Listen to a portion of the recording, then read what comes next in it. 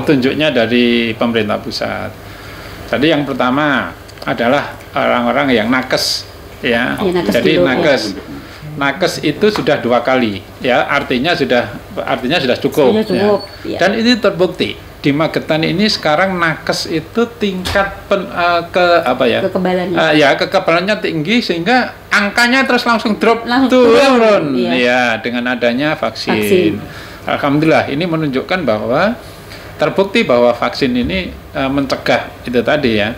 Jadi kita bayangkan ya, kalau orang kemudian vaksin ini istilahnya di dalam ilmu kedokteran itu herd immunity. Jadi menjadikan kekebalan komunitas. Ambil contoh misalkan ya, ketika saya kemudian siaran seperti ini, kalau saya OTG, saya akan menularkan ke jenengan, kan gitu.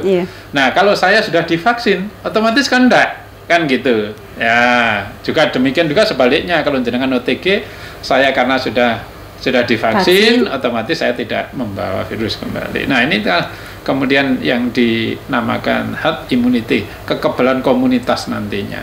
Sehingga nantinya ketika nakes kemudian didahulukan, kemudian guru, nanti pedagang, ya, kan pedagang di pasar, nanti kita dahulukan, seniman mungkin gitu.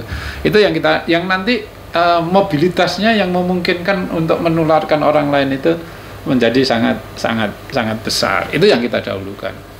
Kalau kita melihat ya kebijakan-kebijakan pemerintah yang akan datang, itu nanti dimungkinkan itu ada vaksin mandiri. Artinya bagi yang mampu itu bisa vaksin. Sehingga apakah nanti semua masyarakat divaksin? Targetnya adalah bukan semuanya. Kalau terbentuk taruhlah misalkan 70% aja sudah divaksin, itu sudah vaksin ini otomatis nanti akan tidak menularkan pada yang lain. Itulah yang terjadi herd immunity itu. Tadi, Mbak. Jadi orang tidak ini sudah kebal, ini sudah. Jadi kemungkinan kalau di dalam ilmu probabilitasnya kecil untuk menularkan karena hampir 70% orang sudah divaksin. Punya kekebalan gitu. Jadi sebetulnya vaksin itu seperti saya ya, mohon maaf. Saya itu setiap tahun vaksin flu. Ada vaksin flu, bukan COVID, itu flu.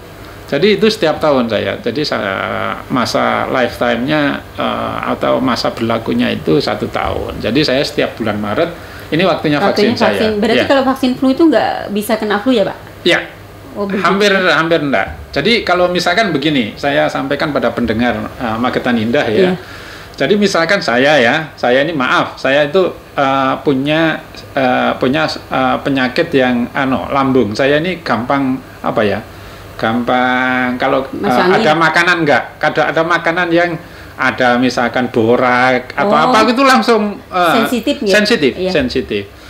Nah, itu terus kemudian obat itu biasanya dokter ngasih obat itu menyebabkan saya sakit, ya misalkan saya sakit flu itu kena lambung gitu karena obatnya yang obat yang keras atau apa gitu.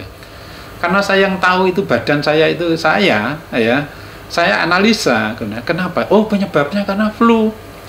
Terus saya tanya, oh ada Pak, Bapak kalau nggak ingin kena flu ada vaksin flu gitu. Terus gimana? Oh itu di di lab atau di rumah sakit besar bisa, tapi bayar gitu karena itu tidak biasa ya, tidak disediakan setiap saat oleh rumah sakit, harus inden istilahnya. Oh, inden istilahnya.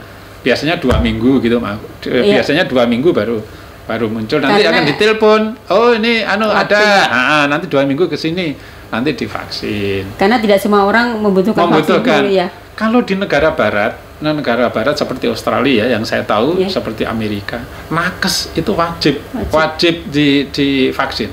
Utamanya menjelang musim dingin biasanya. Karena kesan selalu berhubungan sama orang-orang yang sakit ya. Jadi nanti nggak akan kena. Sama dengan kalau kita naik haji. Naik haji kan mesti divaksin, toh? Iya, benar. Ya kan? Habis itu kan setahun nggak kena flu. Begitu ya, diantisipasi dulu biar ibadahnya lancar begitu ya. Jadi itu kemudian bagi saudara-saudara kita masyarakat Magetan jangan ragu kalau nanti ditunjuk atau mendapat giliran untuk divaksin, nggak usah takut. Masa kalah sama balita aja divaksin. Iya, ya kan? kan gitu. Dan nggak usah takut apa ini halal enggak, MUI sudah memberikan fatwa bahwa ini halal. Nah itu gitu. Pak yang perlu saya tanyakan gitu Pak, mungkin mewakili saya kan sering baca-baca itu di medsos di Magetan. Ya untuk vaksin itu kebanyakan orang-orang itu yang masih awam itu pasti sakit. Apa gunanya vaksin? Oh gak divaksin sih penting gak keluar rumah, kadang kan seperti itu Terus mungkin Bapak bisa menjelaskan bagaimana agar masyarakat itu lebih percaya begitu kalau vaksin itu memang sangat dibutuhkan kita saat seperti sekarang ini. Iya, jadi seperti saya sampaikan tadi, terbukti bahwa nakes ketika nakes ini kita vaksin sekarang ini ya, itu angkanya turun langsung ya. Jadi betapa kita kehilangan ya di rumah sakit saya di mana itu ada almarhum Mas siapa lupa namanya, itu harus kemudian menghadap sang Khalik lebih awal. Dan mereka ahli di bidang perawatan ya, karena kena ya mungkin. Dan saya sampaikan sekarang ini yang namanya penularan itu sudah klasternya keluarga. Iya. Bukan lagi di antar enggak, di keluarga. Ambil contoh. Ini menyangkut keluarga saya. Ya saya sebagai pejabat publik kan harus terbuka ya. Istri saya kena. Kenapa ceritanya? Begini. Satu saat ya, libur kemarin itu saya ini cara saya mencintai ibu saya itu masih sugeng ya masih di Mauspati sana, usianya sudah 85 tahun ya. Karena cara mencintai saya kepada ibu saya itu selama COVID itu jarang sekali pulang ke Mauspati. 1, 2, kalau saya pulang itu pasti jaraknya 6 meter dan pakai masker.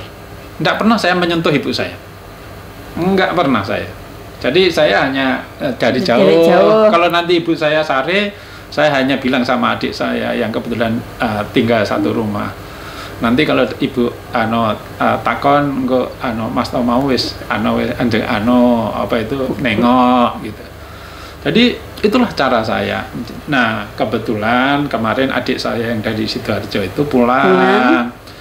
Nah, waktu itu kan Sidoarjo Surabaya kan merah ya. Pulang mungkin ya saya katakan mungkin, terus kemudian jaraknya terlalu dekat dengan ibu, akhirnya ibu saya kena ya. Adik saya waktu itu OTG ya. Jadi masih masih di belakang, masih bersih kebun, masih itu di rekaman itu di grup keluarga.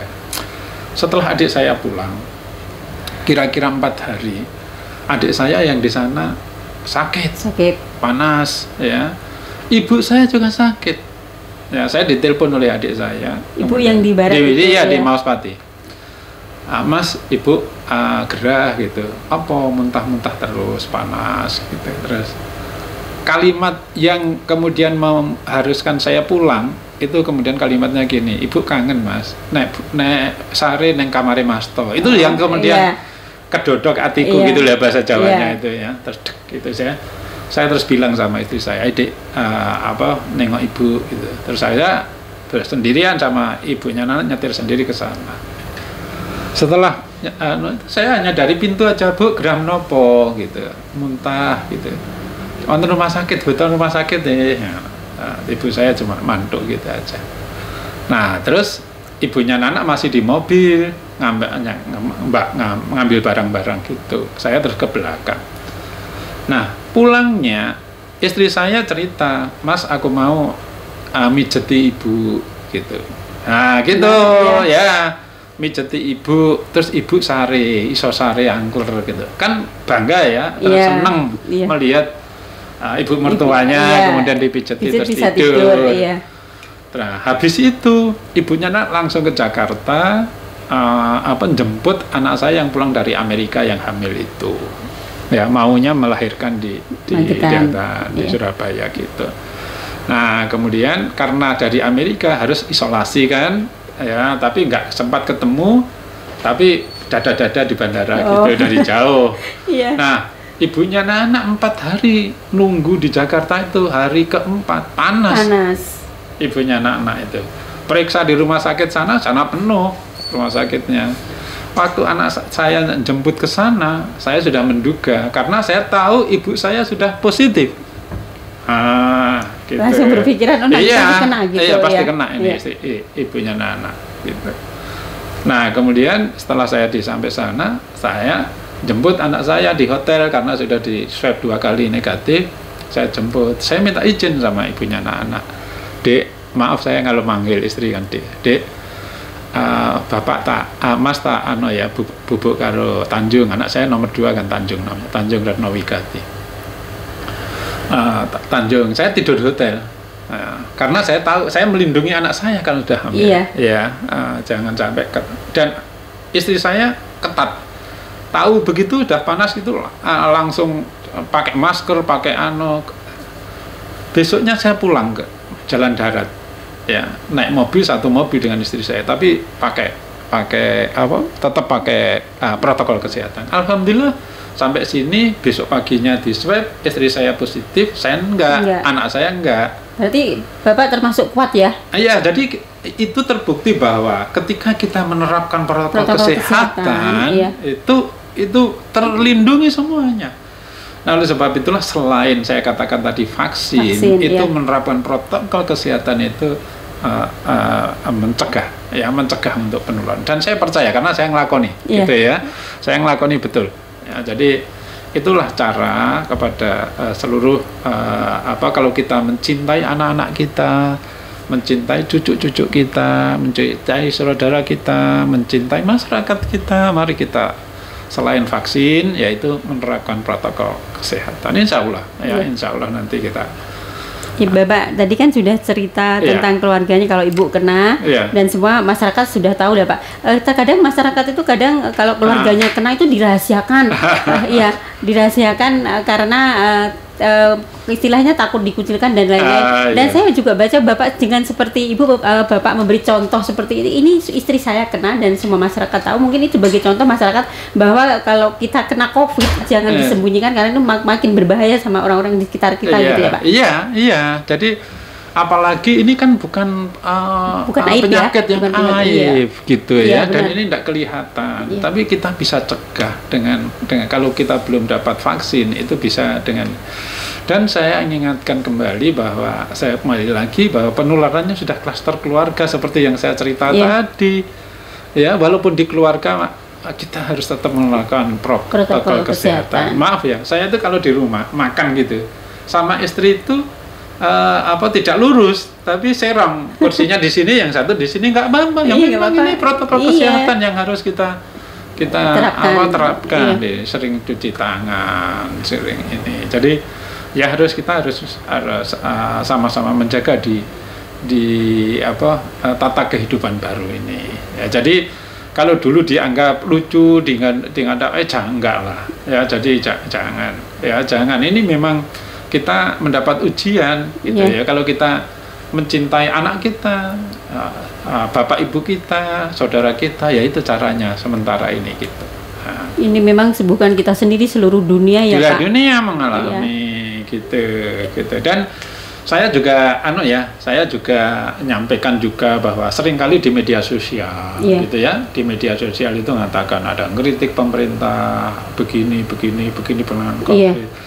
Perlu diketahui bahwa pemerintah pusat dan pemerintah daerah itu sudah berupaya betul, semua anggaran, semua potensi digunakan untuk penanganan COVID ini. Setelah anak saya itu pulang dari Amerika itu, ya di sana itu yang namanya nakes itu kan manusia biasa. Jadi tes PCR ya. Itu tidak setiap saat pemerintah Amerika walaupun negara adidaya kayak gitu, negara kuat, Anak saya kebetulan tinggalnya di Washington DC ya, mengikuti suami yang postdoc ya, kebetulan suaminya kan orang Belanda, teman satu kampus dulu ya di Amsterdam University. Nah di sana itu anak saya itu mau pulang ke sini itu harus cari lab untuk tes itu aja tidak setiap saat seperti kita punya lab PCR gitu ya. Dia juga nakes itu perlu istirahat, perlu ini ya manusia biasa yang tidak boleh bekerja lebih dari kita gitu kan, tidak adil itu namanya gitu. Nah, oleh sebab itulah kemudian dari situ anak saya dilayani di Indonesia, masuk Indonesia, ditaruh hotel, kemudian semua gratis. Lupa di Amerika bayar sendiri. Tes PCR itu ya biayanya 2,5 juta. Ya, itu bayangkan lalu di kos gitu. Iya, 200 ya lebih ya 250 US dollar. Ya, gitu. Ya, itu tadi penjelasan dari Bapak Suprawoto tentang vaksin. Untuk Anda yang ingin bergabung bisa telepon ya di 891711. Dan tadi Bapak sudah menjelaskan tentang vaksin, PPKM mikro dan sebagainya. Pak, ini yang paling masih hangat-hangatnya ini Pak, tentang tentang bermasker 24 jam. Banyak sekali Bapak juga baca ya di media sosial itu.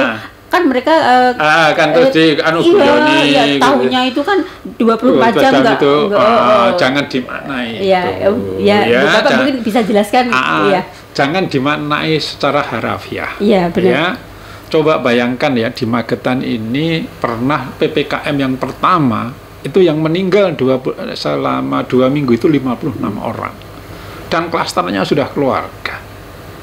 Ya, artinya apa? Artinya kita harus aware walaupun itu jangan kemudian diartikan harafiah, misalkan 24 jam kapan ada yang WA ke saya. Ya jangan begitu, jangan diartikan secara harafiah, tetapi dimanapun jangan pernah kita lengah. Itu yang makna substansi yang kemudian diusulkan teman-teman Satgas kepada saya dan saya setuju. Ya, karena apa? Karena kita biasanya di keluarga itu longgar. Lucu kan di rumah pakai masker. Tapi dalam kondisi kayak gini kita harus saling menjaga kalau kita mencintai nenek, bapak ibu kita, apalagi yang komorbid. Itu sebetulnya untuk mengingatkan itu. Karena begitu coba bayangkan bor kita waktu kita canangkan itu, bor kita itu 85%. Artinya apa? Artinya kesediaan tempat tidur di Sayyidiman itu hampir penuh. Iya. Terus gimana nanti kalau kemudian kena yang komorbid itu? Coba bayangkan gitu. Jadi jangan diartikan harafiah. Iya, tapi kan cobalah kita berpikir yang ini. Apa yang mungkin makan pakai masker. Kadang kan seperti itu pengertiannya, pakai masker 24 jam itu kebijakannya gimana? Karena mereka tahunya cuma sekilas pakai masker 24 jam, nggak dimaknai kalau kita itu harus pakai masker di rumah itu kalau makan ya biasa saja makan. Kan. Iya. Maksudnya kan harus selalu melindungi diri. Iya. Kadang kan seperti itu Bapak juga bisa ya di media sosial. Jadi tapi saya juga terima kasih. Kenapa? Itu dapat aware artinya. Baik, kita terima telepon dulu, Pak. Halo. Selamat pagi. Pagi, siapa di mana? Dengan Pak Triyono di Parang. Oh, Pak Triyono di Parang, iya Bapak. Ini ada Bapak Suprawoto Bupati kita di studio. Iya. Selamat pagi Pak Bupati. Selamat pagi Mas. Semoga sehat selalu Pak Jenengan. Amin. Saya mau menanyakan terkait dengan anak didik di Kabupaten Magetan, Pak. Anak didik. Anak didik. Anak didik, oke. Di beberapa daerah itu sudah berani melaksanakan kegiatan pembelajaran tatap muka. Iya. Bahkan di pesantren-pesantren sudah berani untuk melaksanakan tatap muka walaupun dengan protokol kesehatan yang ketat. Iya. Bagaimana dengan siswa didik Magetan Pak Bupati? Gitu. Karena anak-anak ini adalah aset bangsa. Iya. Yang mereka harus tidak hanya belajar dari sisi keilmuan, tapi dari sisi akhlak dan juga pendampingan terkait dengan pembentukan karakter ini kan tentu tidak bisa akan online terus, Pak. Yeah. Apakah ini juga menjadi prioritas Bapak di Kabupaten Magetan? Yeah. Terus terang saya selaku orang tua juga agak pedih melihat bagaimana pendidikan ini kesannya kayak dikesampingkan saat ini. Gitu. Memang kesehatan itu sangat penting. Yeah. Tapi pendidikan karakter ini juga penting, Pak. Yeah. Dan selama ini yang sewu ini masukan kagem panjenengan supaya generasi di Magetan ini tidak lost kontrol. Biar tetap akhlak, tetap terdidik, pendidikannya juga jalan. Dan ini saya yakin panjenengan juga akan care terkait dengan ini. Itu aja Pak yang saya pertanyakan. Terima kasih atas waktunya. Semoga Bapak tetap sehat. Amin. Bisa memberikan program yang lebih baik untuk Kabupaten Magetan. Terima kasih Pak Prawoto. Assalamualaikum warahmatullahi wabarakatuh. Waalaikumsalam warahmatullahi wabarakatuh. Terima kasih Pak Triyono dari Parang. Ya, mungkin Bapak bisa menjelaskan. Mungkin bapak-bapak sama ibu-ibu ya sekarang ini. Ya, sudah mulai ini ya Pak. Kadang kan anak-anak ini ya main HP ya sama. Silakan. Kekhawatiran itu sama apalagi saya ya selaku pimpinan gitu ya. Jadi kita seperti tadi ya, kita mematuhi apa yang disampaikan oleh pemerintah pusat. Kalau pemerintah pusat memberi lampu hijau, saya akan lakukan, ya kan? Tetapi perlu saya sampaikan sama Mas Pri tadi, bahwa yang dari Parang, bahwa begini, pemerintah nanti vaksin itu akan diutamakan pada nanti nakes, habis itu guru. Begitu guru nanti divaksin sudah 2 kali, itu nanti pasti pemerintah akan membuat kebijakan untuk membolehkan tatap muka. Nah, oleh sebab itulah vaksin ini nanti kita utamakan kepada tenaga pendidik, kepada guru, ya, sehingga nanti gurunya akan tidak lagi OTG atau tetap, walaupun mungkin ya muridnya OTG tetapi gurunya sudah divaksin gitu. Jadi sama kekhawatiran itu sama ya, tidak hanya Magetan tetapi seluruh kabupaten atau seluruh Indonesia, seluruh dunia mengalami hal yang sama. Dan Mas Pri tadi saya minta juga pengertiannya juga kesabarannya, dan kemudian mari kita jadikan bahwa ini hikmah bagi kita semua, bahwa pendidikan juga merupakan tanggung jawab masyarakat, tanggung jawab keluarga, ya, tanggung jawab pemerintah. Jadi peran ini kebetulan saat pandemi ini di keluarga sekarang yang lebih heavy-nya, ya kan, selama setahun ini.